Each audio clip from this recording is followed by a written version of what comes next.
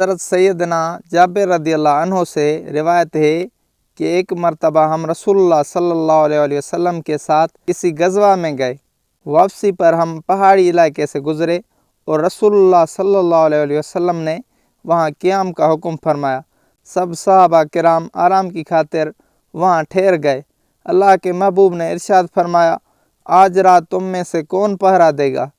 ایک مہاجر اور ایک انصاری صحابی کھڑے ہوئے اور عرض کی، یا رسول اللہ، یہ سعادت ہم حاصل کرنا چاہتے ہیں، ہمیں قبول فرما لیجئے۔ چنانچہ وہ دونوں صحابی اجازت پا کر پہرا دینے کے لیے تیار ہو گئے۔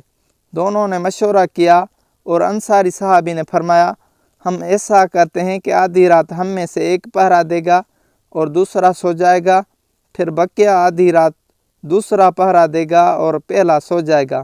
انصاری صحابی نے فرمایا، آپ آرام فرمائیں، میں جاگتا ہوں، پھر آپ پہرا دینا۔ مہاجر صحابی آرام فرمانے لگے اور انصاری صحابی پہرا دینے کے لیے تیار ہو گئے۔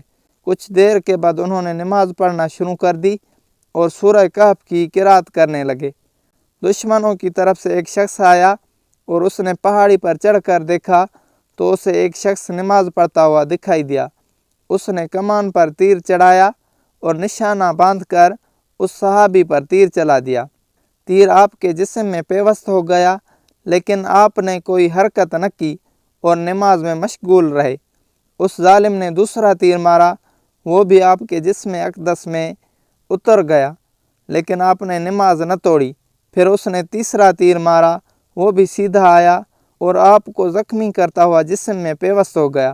آپ نے نماز مکمل کرنے کے بعد اپنے رفیق کو جگایا۔ جب اس کافر نے دیکھا کہ یہاں یہ اکیلا نہیں بلکہ اس کے ساتھی بھی قریب موجود ہیں تو وہ فوراً بھاگ گیا۔ مہاجر صحابی نے اپنے رفیق کی یہ حالت دیکھی تو جلدی آپ کے جسم سے تیر نکالے اور پوچھا، جب آپ پر دشمن نے حملہ کیا تو آپ نے مجھے جگایا کیوں نہیں؟ اس پر قرآن و نماز کے شید آئی۔ اس انصاری صحابی نے جواب دیا، میں نے یہ گوارا نہ کیا سورت کو ادھورا چھوڑ کر نماز توڑ ڈالوں۔